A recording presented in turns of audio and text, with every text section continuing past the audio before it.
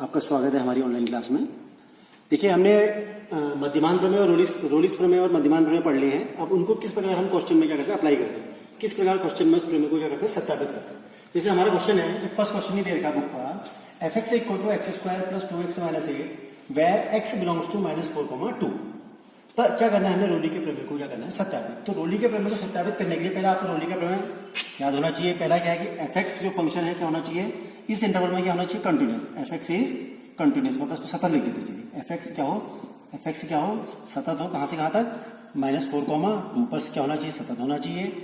fx से क्या होना चाहिए, अवकल्य नहीं होना चाहिए। -4,2 पर, और fa इक्वल टू fb, मतलब f -4 इक्वल टू क्या होना चाहिए, f2। ये तीन कंडीशन अप्लाई होनी चाहिए। और उसके बाद जो हमारा पॉइंट आएगा, जो हमारा क्या आएगा, डिफरेंशिएशन, इसके बीच में जो पॉइंट आएगा f' c इक्वल टू 0 करके जो पॉइंट आएगा हमारा, ये c जो होना चाहिए, ये -4,2 के बीच में आना चाहिए। अगर ये सारी की सारी कंडीशन है इस पर अप्लाई होती है तो रोली का प्रमेय क्या हो जाएगा, सत्यापित।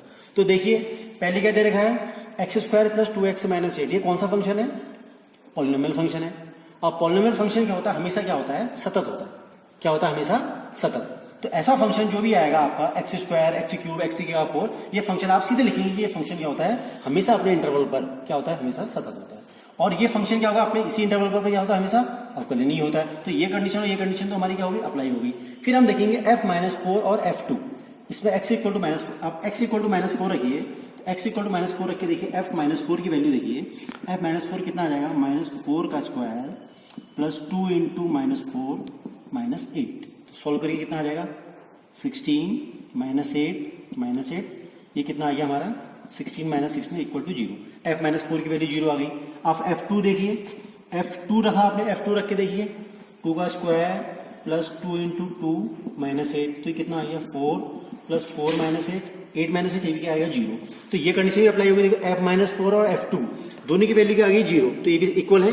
तो तीन की तीन कंडीशन हमारी क्या होगी, अप्लाई होगी। तो इसके बाद क्या करेंगे, अब हम क्या करेंगे, f' मतलब फंक्शन क्या है हमारा, fx, इसका f' से करिए। f' करा आपने, तो f' से कितना आ गया हमारा, 2x प्लस 2, कितना आ गया, 2x प्लस 2। मानो सपोज करो वो पॉइंट क्या है, c है, तो c पॉइंट मान लें, तो f' इक्वल टू कितना आ जाएगा, 2c प्लस 2। इसको 0 पुट करेंगे, f' इक्वल टू 0 पुट करा, तो 2c प्लस 2 इक्वल टू कितना आ गया, 0। तो 2c plus 2 equal to 0, 2c equal to -2, तो c इक्वल टू कितना आ गया, -1। और c इक्वल टू -1 जो है -4,2 के बीच में लाई करता है। तो सारी की सारी कंडीशन हमारी इस पर अप्लाई होगी, तो रोली के प्रमेय पर क्या होगा, हमारा सत्यापित होगी। आप लोग समझ गए होंगे इसको।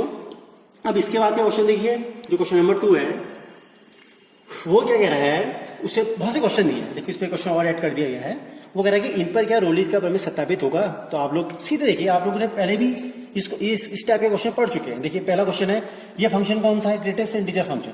अब देखिए, f(x) equal to greatest integer function, क्या ये फंक्शन अपने इंटीग्रल पॉइंट पर सतत होता है। आपको पहले बता रखा है कि ग्रेटेस्ट इंटीजर फंक्शन जो होता है अपने इंटीजर पॉइंट पर, जैसे 6, 7, 8 में, यहाँ पर क्या होगा, हमेशा क्या होगा, डिसकंटिन्यूस, क्या होता है, असतत होता है।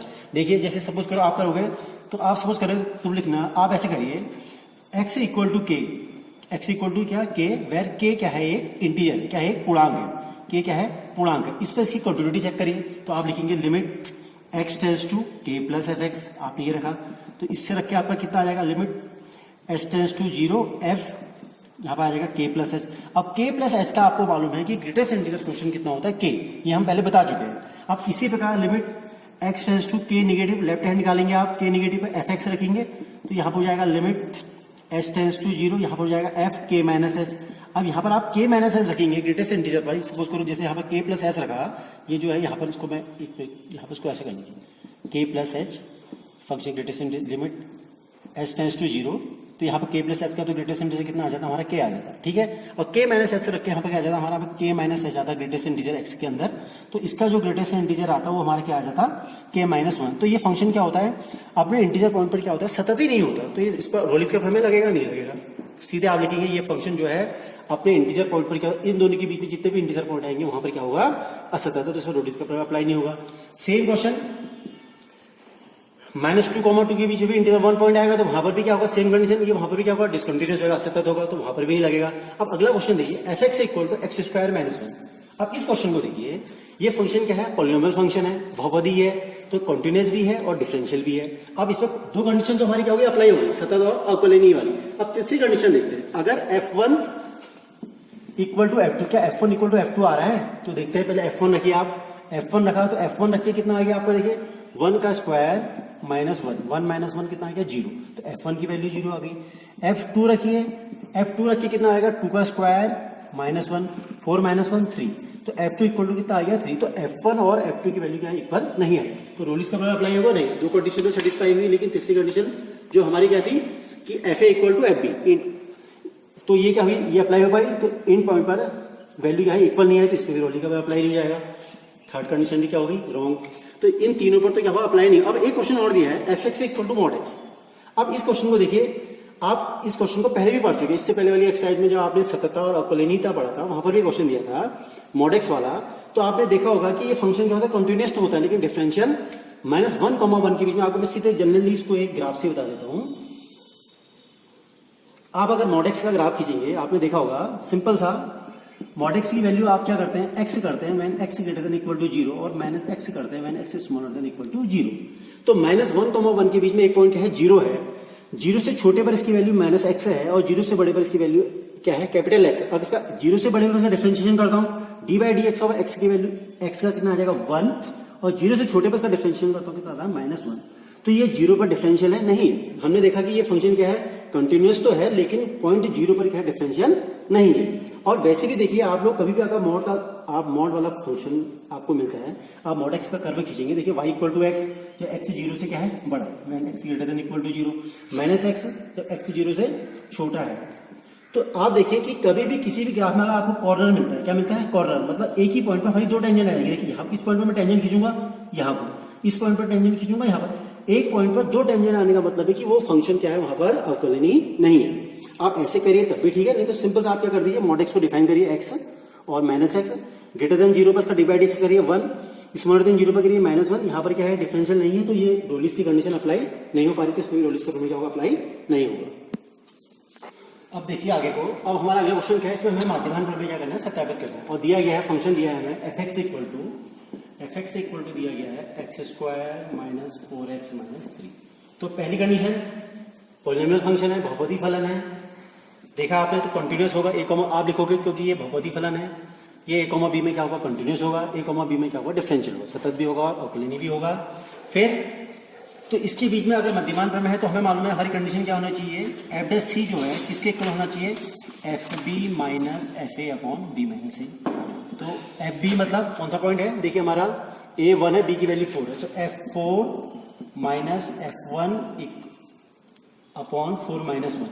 तो f4 रखिए, यहाँ 4 रख के देखिए, अगर 4 रख के देखिए तो जाएगा 4 का स्क्वायर माइनस 4 इंटू 4 माइनस 3, ये जाएगा 16 माइनस 3, तो कितना आ गया यहाँ पर -3। तो यहाँ पर कितना आ गया, f4 की वैल्यू आ गई हमारी -3 में। f1 रखिए, इस पर 1 रख के देखिए, 1 रख के देखिए तो जाएगा 1 का square 4 into 1 minus 3, 1 minus 4 minus 3, ये कितना आ जाएगा हमारा -6, कितना आ जाएगा -6। तो यहाँ पर -6 रख लीजिए, +6 अपॉन 4 माइनस 1, सॉल्व करिए, जाएगा 3 अपॉन 3, ये कितना आ गया 1। तो हमने देखा कि हमारा एफडेस कितना आ रहा है, 1 आ रहा है, ठीक है। हमें निकालनी है सी की वैल्यू। अगर सी की वैल्यू क्या होनी चाहिए हमारी, 1,4 के बीच में अगर हमारी क्या आ जाती है, सी की वैल्यू आ जाती है, तो हमारा क्या हो जाता है, मध्यमान प्रमेय क्या हो जाता है, सत्यापित हो जाता है। अब देखिए एफडेस एक्स कितना था, एफडेस एक्स करिए इसका, एफडेस एक्स कितना आ गया, देखिए 2x माइनस 4, सी रखिए, एफडेस सी कितना आ जाएगा, 2c माइनस 4।